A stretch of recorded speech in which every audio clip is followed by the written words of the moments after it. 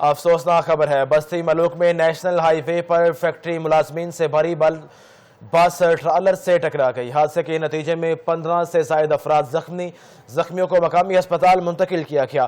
زخمیوں میں سے 8 کی حالت تشویشناک بتائی جا رہی ہے۔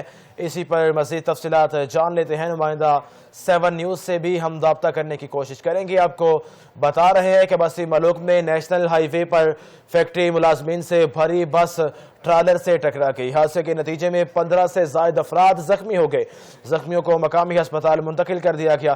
زخمیوں میں سے 8 کی حالت تشویشناک بتائی جا رہی ہے۔ آپ کو اپڈیٹ کر رہے ہیں بستی ملوک سے، جہاں پر نیشنل ہائی وے پر فیکٹری ملازمین سے بھری بس ٹرالر سے ٹکرا گئی۔ حادثے کے نتیجے میں 15 سے زائد افراد زخمی ہو گئے ہیں۔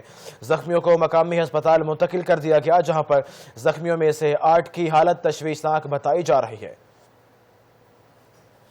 آپ کو بستی ملوک سے یہ افسوسناک خبر بتا رہے ہیں، جہاں پر نیشنل ہائی وے پر فیکٹری ملازمین سے بھری بس ٹرالر سے ٹکرا گئی۔ حادثے کے نتیجے میں 15 سے زائد افراد زخمیوں کو مقامی ہسپتال منتقل کر دیا گیا۔ زخمیوں میں سے 8 کی حالت تشویشناک بتائی جا رہی ہے۔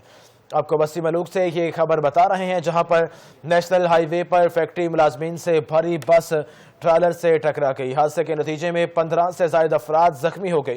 زخمیوں کو مقامی ہسپتال منتقل کر دیا گیا۔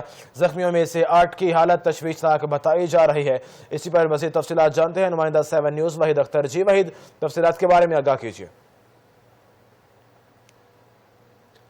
بستی ملوک میں دل دہلا دینے والا حادثہ نورما ہوا، جس میں اڈا لاڑ کے قریب وزیر آباد سٹاپ پر وولکا فوڈ کی فیکٹری کے ملازمین سے بھری بس موٹر وے بیٹ نمبر 19 پر ٹرالے سے جا ٹکرائی، جس کے نتیجے میں اسد جاں بحق ہو گیا، جبکہ زہیب، محمد نوید، فہد، ممتاز، افتخار، صادق اور محمد حسین، محمد شہراز، محمد بلال اور عبد الحمید زخمی ہوئے۔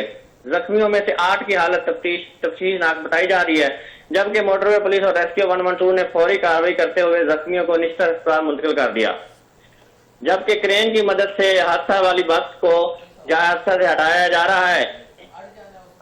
شہریوں کے مطابق گاڑیوں کی فٹنس اور زیادہ مسافروں کی وجہ سے یہ حادثہ رونما ہوا ہے، جبکہ موٹر وے پولیس حادثے کی روک تھام کے لیے کوئی مؤثر اقدامات نہیں کر رہی، جس پر شہریوں نے تفتیش کا اظہار کیا ہے۔ جی بہت شکریہ وحید اختر، تفصیلات کے بارے میں آگاہ کرنے کے لیے۔